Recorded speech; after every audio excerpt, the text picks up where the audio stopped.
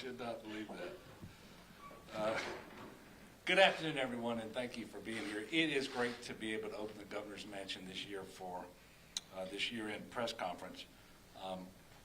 And what a year it's been. And it's been a challenging year. It's been a rewarding year.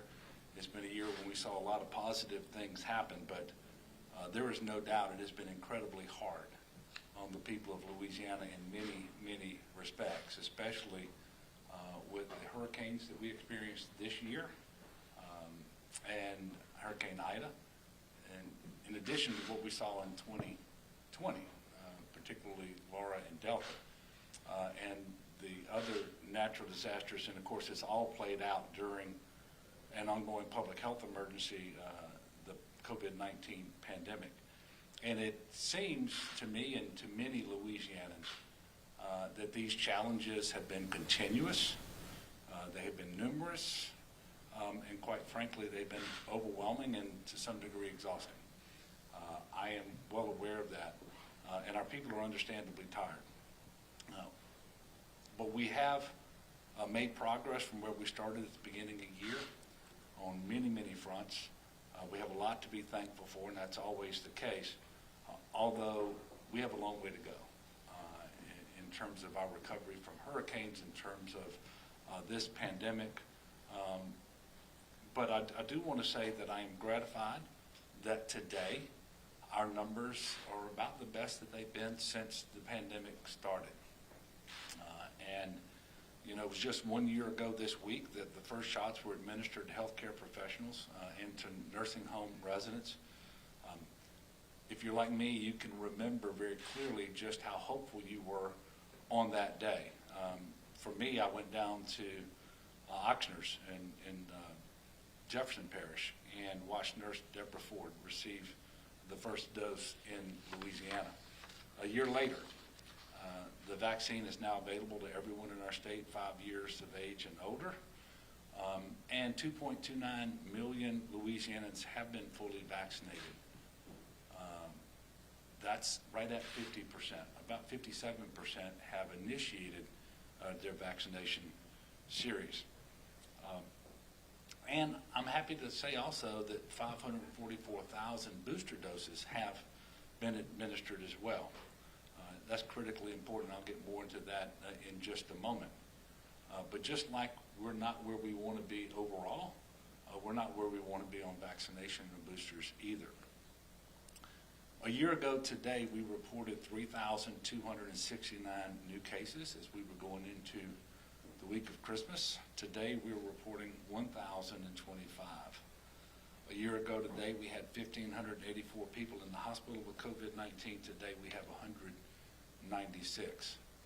Now, you all have been covering this the whole time, so you know that our progress hasn't been even over the course of the year. Our numbers haven't been improving the whole time. At the end of the summer, particularly in the August timeframe, the Delta variant caused the worst surge in cases and hospitalizations that we had seen since the start of the pandemic. The positivity rate on tests administered reached 19%. Today it's 2.1%. I just told you we have 196 people in the hospital today. We had over 3,000 on one day in August. We've had more than 500,000 COVID infections in Louisiana over the course of 2021, and we've lost over 8,000 of our fellow Louisianans in that time period. In total, since the outset of the pandemic, we've lost just shy of 15,000, 14,918 of our brothers and sisters. And sometimes, you know, we talk about numbers and, as if they're not real people. All of these are mothers and fathers and aunts and uncles and children. They're our neighbors. And so it is my fervent hope that we won't see the same post-holiday surge coming out of this holiday season that we saw last year. But as has been the case since the outset of the pandemic, but particularly once the vaccines became available, that's going to depend on us and what we do or what we don't do. So if you're not yet vaccinated, please take the time to speak to your doctor or other medical professional so that you can get the reliable information that you need to make the decision to be vaccinated, to protect yourself, your family, your coworkers, your community. And if you're eligible to get your booster dose, please get that taken care of as soon as possible. And you are eligible for a booster if you're more than 2 months past your Johnson & Johnson vaccination, or you're 6 months or more after your second shot of the Moderna or Pfizer vaccines. Only 25% of Louisianans who are eligible for a booster shot have actually received their boosters. And it appears that getting vaccinated, taking the booster, are even more important right now based on the Omicron variant that is not just present elsewhere in the world, but is present here in Louisiana. It has been confirmed to be so. And all indications are it is the most contagious, most easily transmitted form of the virus that has appeared to date. So the added protection afforded by a booster is critically important. And it also appears, and by the way, we all acknowledge there's a lot more to learn about this variant, but it also appears the natural immunity that one gets from having had COVID caused by previous strains isn't particularly effective at protecting one from contracting COVID again because of the Omicron variant. But those people who are vaccinated and boosted have about the same level of protection and the results against this variant as they've had against previous variants of the virus. And that is because the third shot doesn't just get you back to where you were in terms of your immune response after the second shot. It's a multiple of 4 or 5 times the protection that's conferred upon your immune system than was the case after the second shot. And that booster is incredibly important. While we were in the middle of the 4th surge of COVID, as you all know, Louisiana was also struck by Hurricane Ida. The second year in a row that we've had a major record-breaking storm hit the state. And in fact, it tied with Hurricane Laura from 2020 as the strongest storm ever measured to make landfall in Louisiana. We know that housing, whether from Laura, Delta, or Ida, remains the greatest need in terms of our efforts to recover from the hurricanes. This is particularly true because we try to meet the housing needs of low to moderate income individuals who didn't have insurance available to be able to get back into safe and secure housing. It's very important for safety, quality of life, workforce needs, and so forth. Because of the non-congregant sheltering program that the state is running through GOSEP. In fact, this is the very first time FEMA has ever authorized a state to run this particular program. More than 2,500 trailers have been deployed to the hardest hit parishes with respect to Ida, where shelter options are limited. And this, again, is a FEMA approved but state-run program. More than 5,000 survivors are sheltered. Obviously, we have a lot of work to do, and we're going to move as quickly as we can to get as many households sheltered as possible. There are an additional 3,800 households that are continue to be sheltered in hotels through the TSA program that's administered by FEMA, and there's over 11,500 individuals sheltering in that fashion. Last month, Lake Charles Mayor Nick Hunter and I announced an $11.3 million housing rehab program for Lake Charles residents affected by Hurricanes Laura and Delta or the May floods. And we're focused on using a large portion of the CDBG funding recently allocated to Louisiana for long-term recovery for unmet housing needs. But I do want to stress, again, we are well aware that it's not enough. And by the allocation, by the way, only pertains to the 2020 storms, not to 2021 Hurricane Ida, and we have every expectation additional appropriations will be made by Congress, then allocations will be made by HUD for Louisiana. And that should be the case for both 2020 and 2021. And this is the reason. We've documented over $1 billion worth of unmet housing need for 2020 alone. But the allocation to Louisiana was $594 million. So even if all of that was available for housing, it's insufficient by half. But the fact of the matter is 20% of that under the law has to be spent on mitigation measures and won't be available for housing.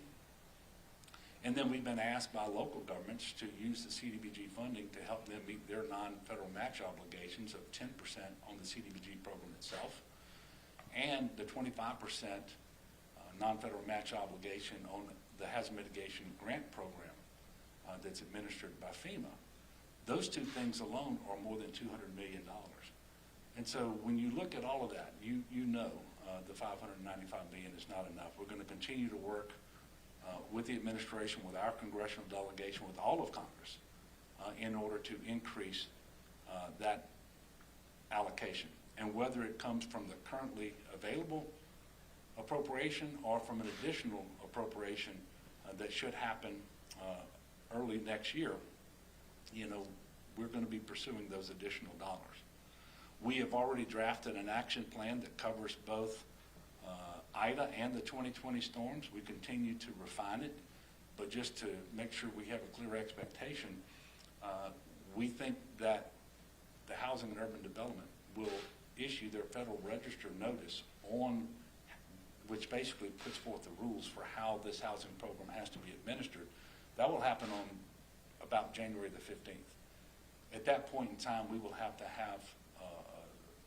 publish our state action plan, get some public input, and then submit it for approval. Once it's approved, then we will have a line of credit to actually start with these housing programs.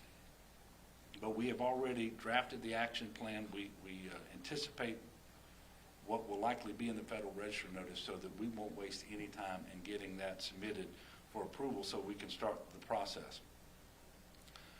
Obviously, I hope and pray that this coming year, in many ways, will be kinder to our state as it relates to the pandemic, but also to natural disasters. But if the recent past, I'm talking like over the last 10, 15 years, is any indication, we know that the severity and frequency of these natural disasters is increasing. That is why I established the Climate Initiatives Task Force a couple of months ago. I traveled to Scotland for COP26. I think the official name was the 26th United Nations Climate Change Conference of the Parties. On that trip, I had an opportunity, by the way, I traveled with folks from economic development, from natural resources, from our Climate Initiatives Task Force, and our resiliency efforts here in Louisiana as well. But we had an opportunity to meet with governmental leaders from all over the world, with private sector individuals, again, from all over the world, but particularly involved in the clean energy sector. And we were able to make meaningful progress, I believe, in making sure that the world knows Louisiana is going to remain an energy leader in the decades to come, just as we've been over many decades going back into the past. We understand that the world market has changed. There is an energy transition in process, and we're going to participate in that. Just this year, we announced multiple new clean energy economic development projects representing more than $6.1 billion in new investments and more than 1,500 new direct and indirect jobs. One of those, the Air Products Blue Hydrogen Facility in Ascension Parish, represents the largest carbon capture and sequestration project announced anywhere in the world. This gives you an indication of the advantage that Louisiana has over other states when it comes to clean energy. And we're going to take an all of the above approach with respect to clean energy. So we're going to pursue wind and solar, hydrogen, biomass, you name it, and then obviously carbon capture and sequestration will be critical for our success as well. Coastal protection and restoration is also a key part of our efforts to combat the effects of climate change. The simple fact of the matter is there isn't a state in the nation that's been more adversely affected by climate change than Louisiana. Not just because of the storms that I mentioned a while ago, but also because of sea level rise and the impact that that is having on our coasts. CPRA this year completed the restoration of 2.5 miles of shoreline and 301 acres of beach habitat on Trinity East Island in Terrebonne Parish. Significant progress was also made on upgrades to the Morganza to the Gulf Hurricane Protection System, which provides flood control to 1,900 square miles of Terrebonne and Lafourche parishes. The new permanent floodgate across Grand Bayou completed a 47-mile stretch of continuous hurricane protection and was named in honor of the late State Representative Reggie Vagala. Those are not the only investments we've made in the past year, but I will tell you that investments along the coast paid off in spades this year with Hurricane Ida taking a track not too dissimilar from that of Hurricane Katrina, and it was actually a stronger storm, but we did not have a single federal, state, or local levee that failed. We had a few backwater levees that overtopped, but the protection of life and property, both residential property and commercial property, was just excellent. And we want to thank the people from all over the country who were generous enough to fund the $14 billion effort on the Hurricane Storm Damage Risk Reduction System in the greater New Orleans area. Despite the ongoing disruption of the pandemic and the second direct hit from a major hurricane in as many years, LED landed 34 project wins totaling more than $20 billion in new capital investments. And these wins will result in over 4,900 new direct jobs, more than 10,000 new indirect jobs, and about 5,600 retained jobs. We're also making progress with our investments in infrastructure. In May of this year, DOTD celebrated the beginning of construction on the highly anticipated new I-10 College Drive exit in Baton Rouge. And in July, we announced the first segment of the multi-phased LA 3241 corridor project, which goes all the way back to the Times program, which was added to the Constitution, I think, in like 1988, which will construct a new 4-lane highway between LA 40 and LA 41 and LA 435 in St. Tammany Parish. One of the bright spots this year for us in Louisiana, and I think for the country as a whole, was the bipartisan passage of the Infrastructure Investment and Jobs Act. And it's going to be very helpful to Louisiana in many, many ways, and I'll just highlight a few of those.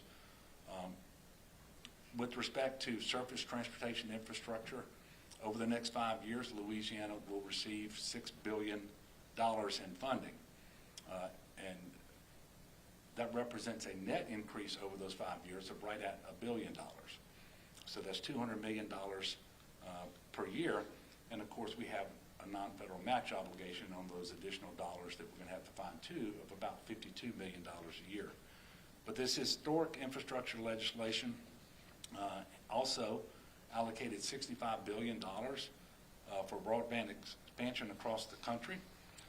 For Louisiana, this will result immediately in an additional $100 million for this purpose, and there will be additional financial resources made available to us out of that remaining fund once the FCC completes its mapping process. And in fact, we believe that there will be several multiples of the $100 million more that's available to us. And of course, we had gotten a start on this effort before that bill was passed. And on November the 1st of this year, the Office of Broadband Development and Connectivity opened the first round of the Gumbo Grant Program application period. And I know we like Gumbo, but in this case, it stands for Granting Unserved Municipalities Broadband Opportunities. And we funded that with $177 billion from the American Rescue Plan to provide competitive grants to internet service providers and electricity co-ops so that they can compete for those dollars to expand broadband access across unserved areas of our state. And what all of this means is that we are well on our way to eliminating the digital divide that has plagued our state for too long, and doing that by 2029. Fair access to opportunity was a key theme during this year's regular session. We created the first ADA coordinator within the Division of Administration. We also created within the Governor's Office the Office of Human Trafficking and Prevention, which has already started work and has big plans for 2022. And in fact, just last month, we announced that our state has been awarded a $1.5 million grant by the U.S. Department of Justice to improve outcomes for young victims of human trafficking. That's the second time Louisiana has received this multi-year grant. In 2019, we were the only state to be elected. This year, we were one of just 2 states to receive the award. We added workplace accommodations for pregnant and postpartum workers. We protected voting rights and, in fact, expanded early voting period for presidential elections during a time when many states have seen partisan efforts to actually limit access to voting. And to top it all off, we passed a budget that makes significant investments in education at every level, provides support for families on Medicaid, those living with disabilities, foster families, and adoptive parents working with the Department of Children and Family Services, and promotes access to important services for the elderly. It invested in infrastructure, economic development, public safety, and our continued efforts to reform Louisiana's criminal justice system. And I want to thank the legislature for working with me to get all of this done. And it's a far cry from years past when we were at risk of losing critical services rather than investing in them. I'm also proud of the fact that by constitutional amendment, we actually passed a critical piece of tax reform, one that I've advocated for since 2016, to simplify our income tax systems for both individuals and for corporations, and to do it by lowering rates in exchange for getting rid of the FIT deduction, which almost no other state had. And what that allows us to do is be in better control of the revenue that we receive. It's not going to be subject to whether Congress raises or lower taxes, but it's revenue neutral, and it simplifies the tax system so that the nominal and effective tax rates are closer to the same. I believe it was critically important that we do that. I'm very happy that the legislature saw fit to pass that and put it before the voters, and that the voters passed it as well. And it's been clear to people for a long time. We have one of the lowest tax burdens in the country, state and local taxes combined, but they were unnecessarily complex. And so this simplification, I think, will go a long way to improving our business rankings and so forth, but it's going to be good for everyday citizens as well. So as you can see, even though 2021 was filled with all the challenges that we mentioned at the outset of this press conference and many, many more, there are also many accomplishments and things that we can certainly be proud of, and things that we can be thankful for. There are a lot of unsung heroes out there, and they work day in and day out in our state. You know, you see me up here, and quite often I'm telling you about what's happening across the state, but you don't see the thousands of workers, state workers, who've had to adjust to life during the pandemic like everybody else to keep our government services flowing to the people. They processed $2.5 million in disaster unemployment assistance after the hurricane this year, made sure that more than 323,000 Louisianans got the disaster SNAP after Hurricane Ida through a virtual process that was very important. It was faster, it was cheaper, but also they didn't have to come together during a pandemic, so it was safer. State workers made sure bridges and water systems were safe for you and worked hard to make sure that COVID vaccines were going where they needed to go and the public knew how to get them. They've helped support adoptions across Louisiana, and thanks to the hard work of the DCFS staff and numerous other partners across the state, 470 families this year were able to adopt 612 children and youth from the foster care program. They kept elections running, even during natural disasters. They made sure people can have access to health care coverage. They worked to keep our children, the elderly, and our veterans safe. 8,891 servicemen from 17 states and territories, and members of Louisiana's own National Guard were deployed here in Louisiana to support our preparation for response to and recovery from Hurricane Ida. In addition, the National Guard has supported our COVID response, including testing and vaccine sites. And on any given day, they're administering north of 1,000 vaccines and conducting hundreds of tests all across the state of Louisiana. Thousands more National Guardsmen were deployed overseas for their national security missions this year, their warfighting missions, including the 256th Infantry Brigade of the Louisiana National Guard. So we want to make sure that we thank them as well. The State Fire Marshal's Office worked with the Guard, Wildlife and Fisheries, state and local partners to complete search and rescue missions following Hurricane Ida. So I just want to pause, and by the way, there were so many more things that I didn't mention, but I just want to pause and thank the state's workforce for what they do every single day, and maybe things that the public doesn't see, and maybe that some members of the public take for granted, but I want them to know that I don't take them for granted. I see their hard work, and I appreciate them very much. Also, a lot of unsung heroes in the private sector, especially as it relates to the hurricane recovery, everyday efforts to make sure that our economy is growing as vibrant as it can be. But those people who dealt with the pandemic on the front lines, front-facing workers, teachers, paraprofessionals, and others in our education system, nurses and doctors, respiratory therapists, paramedics, EMTs, you name it, all true unsung heroes who have just worked tirelessly and under very, very difficult circumstances. In particular, in August, when we had 3,022 people in the hospital at one time because of COVID-19.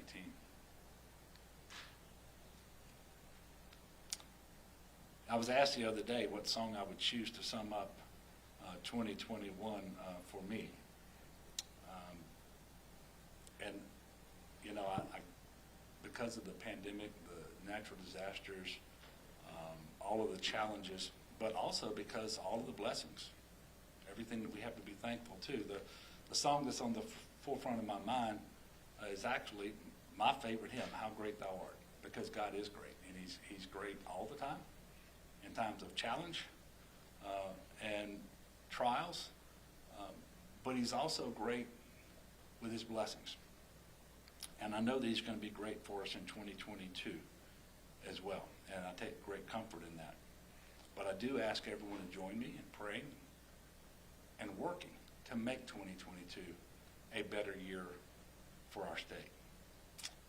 Before I take questions, I'm going to do that here in just a moment, a little personal privilege, because I think after 22 years of working in the AP, Melinda's last press conference is today, before she takes her new role at PAR. I believe she's covered, 4 different governors? I suspect that there were more press conferences in my administration than all the others combined because of everything that's been going on. And we'll miss you on press row, but I believe PAR will benefit from your experience and from your knowledge about state government, and I look forward to working with you and PAR as you begin this new path. And so with that, if you have one, Melinda, and you always do, you get the first question. Thank you, Governor. I wanted to ask you about redistricting. Mm-hmm. Do you support maintaining 2 North Louisiana-based congressional districts, and or do you support creating a new majority-minority congressional district? Well, I don't know how you can't do both of those things, I don't believe. And there are lots of different maps out there. We have a minority population, African-American population in Louisiana, 33%. We have 6 congressional districts. And so fairness, if it can be done, would be to have 2 out of the 6 congressional districts be minority districts. That would be 33% of the districts.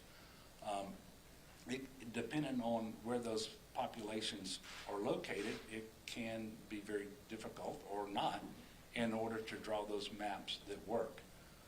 But obviously, if we want to talk about fairness and making sure that the maps reflect the reality of what the situation is on the ground, that should certainly be our goal. And I'm hopeful that we're going to be able to get there, that people will agree that that's the right thing to do. If we do it, of course, I don't know that we can have the two North Louisiana districts continue to look like they do, because it would be a major reworking of the map. Yes, ma'am. Sir, do you believe that the Lafayette City Court judge should resign after using racial slurs in the video? Well, the answer is yes. And I know that the judge has taken a period of unpaid leave to reflect on what her next move should be, and I believe she has all but acknowledged that the words uttered in that video were hers. And quite frankly, there's no place for that kind of language, especially among members of the judiciary who have the most important role in administering justice in our state. And there's a practical problem too. I believe that you would see perhaps all, if she were not to resign, perhaps all of the litigants before her who were African American would seek her recusal. And I'm not sure that she has a valid basis for denying that recusal. And so there is no efficient administration of justice if she stays on the bench. So it would be my hope that this period of reflection that she's going through will lead her to that same conclusion. I believe she should resign. I hope she will conclude that for herself. Yes? Governor, the Attorney General filed a suit yesterday challenging your the rule adding the COVID-19 vaccine to the school shots list. Did he? Yeah, Okay. Wanted to get your reaction on that, but also I wanted to ask, there may be other states, but California has obviously moved forward with this, putting it into statute. Louisiana is doing it differently with a rule. I guess, why, is there something about your experience as governor during this pandemic that really, pushed you to do this as soon as you could, to get this in the school shots list as soon as possible? Or why do you think Louisiana sort of seems to be leading the way on this? I don't know the answer to the question, because that would require me to know what other states have done and haven't done and what their rules are. I will only tell you that we're in a public health emergency, a pandemic, caused by a highly contagious virus that results in a disease that causes severe illness and death in lots of people. I just gave you the numbers. We know that for the last 6 months or so, at least 25% of all of our cases have been among children below 18. We know that 19 of those children have died. We know that hundreds more have been in the hospital, in ICU, many with multi-system inflammatory syndrome for children.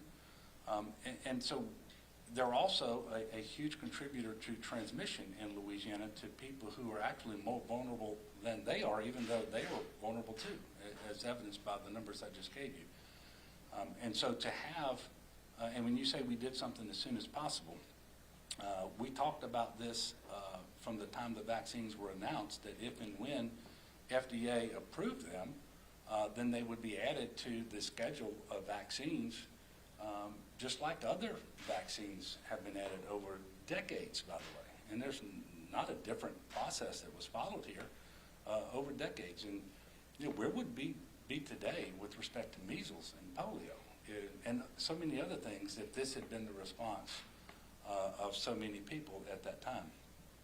And then knowing in Louisiana, and I don't know what other states do in this regard, but knowing that even when we add the COVID vaccine to the schedule, which, by the way, the FDA has only given full licensure with respect to those individuals 16 and older. So that's the population we're talking about presently, although if the FDA were to give full approval to people younger than that, then it would apply. But knowing that parents and guardians ultimately make the decision, because if a doctor indicates that any particular child, the vaccine is contraindicated, or if a parent opts out for any reason, don't have to state a reason, then that child will be allowed to attend school without having to be vaccinated. So knowing that the parents are in ultimate control of this, it just makes it very easy for me to side with the FDA, the CDC, the Office of Public Health here in Louisiana, to believe in the science. And quite frankly, I find particularly unpersuasive the conspiracy theories that have been advanced, and the things that are just based on absolute misinformation. And I hope that if there's one thing about the way that I have tried to manage this pandemic that has guided me throughout and will continue to guide me, is that absent a compelling reason to do so, I try to follow the science and the recommendations of the public health experts, because this is a public health emergency. And so that's the reason I've done it. With respect to the litigation, obviously, I'm not surprised. I don't believe that the Attorney General has stated a valid reason for challenging the way the rule was promulgated or my role in that process, and we're going to let the courts sort it out. But I fully expect that at the end of the day, the Administrative Procedures Act will be upheld. My role in this rule promulgation will be as well. And then I'll conclude my response to the question by just saying how great it would be if the people who have spent so much time, effort, and energy trying to undermine confidence in the public in vaccines, how great it would have been had they put forth that same time, effort, and energy into promoting the vaccinations. You know, we'd be much further along. And by the way, it is not too late. We have a new year coming up shortly. For Louisianans who have yet to be vaccinated, I'm going to ask you to consider making a New Year's resolution that you actually keep, where you get vaccinated. By the way, you don't have to wait till January the 1st. You can do it anytime between now and then. And if you have been vaccinated, please get boosted. It is really important, especially with this Omicron variant out there and the experience that other countries are having trying to manage it. So take a look at what's really happening in the world. Try to get your information from reliable, trusted sources, and go talk to your own doctor about this. But ultimately, we're all going to be much better off, and this pandemic will be over when enough people are vaccinated and boosted. That's the way through. Anything else? Yes, ma'am. In terms of the federal money that we have left unspent in the pandemic money, that it's about $1.3 billion or so, do you have ideas for how you would like to see the legislature allocate that money? And by the way, I think you can go back. Last year, we announced what we wanted to do with all of the money, but we were going to phase it in over 2 years. And so the expenditures would remain consistent with the half. We incorporated about half of it last year, half of it remains. And you would see the money go to water and sewer systems again, some of it to transportation. You're going to see the additional allocation that would make up the $177 million for broadband. We did not put enough in the Unemployment Insurance Trust Fund last year because that balance really needs to get to $750 million by September in order to avoid a tax increase on all employers who pay into that system.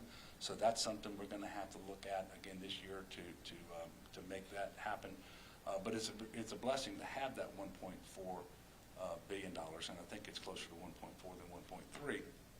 But the priorities will remain the same from the administration's perspective, and we look forward to working with the legislature because at the end of the day, that's the way we were able to get the money incorporated into the budget last year and the things that it went for. I think you saw today, and you can use the funding, by the way, to replace lost revenue.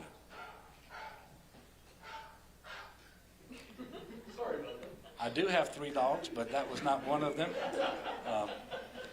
No. But I think you saw this morning at the Bond Commission an agreement to incorporate $27 million of American Rescue Plan funds that are available. And by the way, one of the things we did last year was promote tourism too, to go to the Superdome to meet half of the state's obligation of $54 million. The other half will come from capital outlay that will go towards the $450 million Superdome renovation, which is incredibly important for our state, and something that the Saints are putting up 1/3 of the money, $150 million, and the remainder is going to come from LSED. But this is important for the state in order to keep that venue competitive for Super Bowls and on track, by the way, to be renovated in advance of the scheduled Super Bowl, but also to get the next long-term lease deals with the Saints and so forth. So I'm very pleased that the Bond Commission was able to move that forward today, but that incorporated some American Rescue Plan dollars, and I wanted to just make sure that you were aware of that. Yes, ma'am. So given everything that's happened to us this year, what do you think is the biggest challenges that will be facing our legislators in the next session? Yeah. Well, there are always challenges, and some we make for ourselves that we don't have to have. One of the things, quite frankly, that's going to be tough is just managing expectations, because there are a lot of wonderful things happening, but our resources are not unlimited, and resources quite often have strings attached to them. You can't use them for any purpose that you might want, and so making sure that we make the wisest possible investments with the funds that are going to be available to us from multiple sources, so that we have long-term transformational impact on the state of Louisiana, I think is going to be the biggest challenge. But it's also the opposite side of that coin. It's the biggest opportunity that we have as well, because we have surplus from last year, and as you know, there's strings on what you can do with that. But all of them, all of the permissible uses are really good for our state.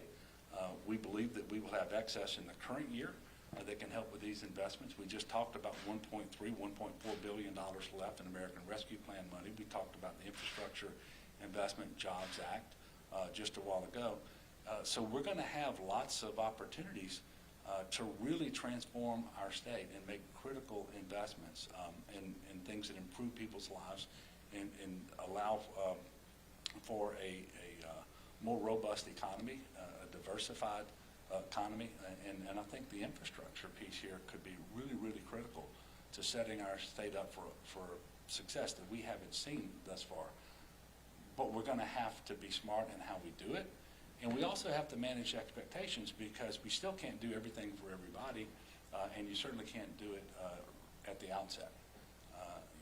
So for example, people saw the announcement that because of the Infrastructure Investment and Jobs Act, the state of Louisiana was going to receive $6 billion over the next 5 years for surface transportation infrastructure, roads, bridges, ports, airports. That's true.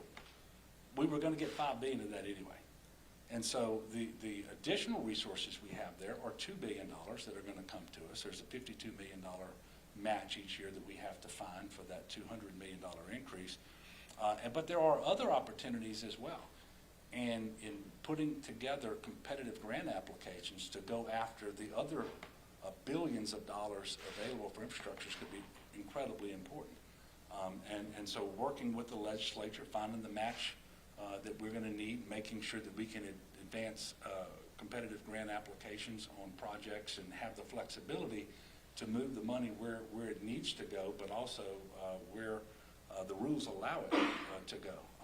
And that's easier said than done, but I look forward to being able to work with the legislature to get that done, because I think at the end of the day, our goals are all the same on that. Yes, sir. 2020, we also saw the first veto session in Louisiana history, likely. Where does your relationship stand with the House Speaker and the Senate President going into the new year? Well, I wished the Speaker Merry Christmas yesterday. Look, the relationship is fine. at the end of the day, we did have the first veto override session. There were 44 bills vetoed and multiple line items vetoed in the appropriations bill and some in capital outlay too. But there were no vetoes overridden. So I end the year just fine. My relationship is great with them, and it's going to continue because it's really important that we have the best possible relationship so that we are communicating. Because where I find that sometimes we get crosswise is it's not because we have differences of opinion, it's because we're not communicating enough and we sort of assume things about where the other wants to go. And certainly that doesn't answer for all of the challenges, because sometimes there are going to be real differences of opinion. But you know, if you're communicating, you can work through those too. And so I'm going to continue to work with President Cortez and Speaker Schexnayder and all the other members of the legislature in the year to come. Last one. Yes, ma'am. President, have you been watching the Senate Committee on State Police Oversight hearings, and what's your reaction to that committee's work and what you've heard so far? Yeah, well, first of all, the committee plays an important role, one that I support in terms of oversight. You know, the answer is I am able to watch it sometimes I'm not, but when I don't watch it live, I either go back and watch it or I get a report and I talk to members of the committee themselves. And I will tell you at the outset that I have complete confidence in our current superintendent. I think Lamar has come in and done an admirable job under very difficult circumstances. He looked at the situation across state police, and he's already made a number of changes in his command group, in the command of various troops, trooper assignments, but perhaps more importantly in policies and procedures that have been put into place, because we all have the same goal of having a very professional law enforcement agency in the state police. And I also want to say at the outset that the absolute overwhelming majority of troopers do a great job day in and day out. But there are some people, and we see this not just in Louisiana but around the country, who should never wear the badge. And if, in fact, they are allowed to wear the badge and it's discovered that they are not conducting themselves the way we want them to in terms of their professionalism, in terms of whether they're going to be law-abiding themselves and potentially commit crimes when they apprehend individuals, we've got to do everything we can to separate them from state police as early as possible in that process. And so I believe those are the same goals that the Oversight Committee has. I support those goals. Obviously, as a committee, sometimes they want information that just isn't going to be forthcoming while you have multiple investigations going on into for example, the Green Matter coming out of the Monroe area, where you have a district attorney with an active investigation, you have the U.S. Department of Justice with an active investigation. And it's not because there's a desire to withhold information. It's just not possible to share all the information that you have with all of that going on. But I suspect in due time that everything will be known, and whatever corrective actions that need to come from that, I think we're going to find have already been taken. And of course, we wait to see what the result's going to be of the investigations. All right, so I think that's it. Obviously, this is the year-end press conference. We don't have another one scheduled before the end of the year. But the way things have gone in 2021, there's a good chance that we'll be calling one at some point to discuss something. I hope not. And I hope that the next time I see you is in 2022. I will just ask the state to join me in praying and working for a much, much better 2022. And between now and then, I do want to wish everyone a very blessed Christmas, a happy holiday season, and I hope you're as optimistic about our state as I am going forward and the opportunities that we have to really come together and make transformational change out of the investments that are certain to be coming. I look forward to working with the legislature, with local government, and the people across the state of Louisiana to maximize those investments so that we get the biggest possible return to the state over the coming decades. So with that, we will conclude, and I want to thank you again for continuing to cover all of the important news going on, especially around hurricane recovery and the pandemic. Thank you.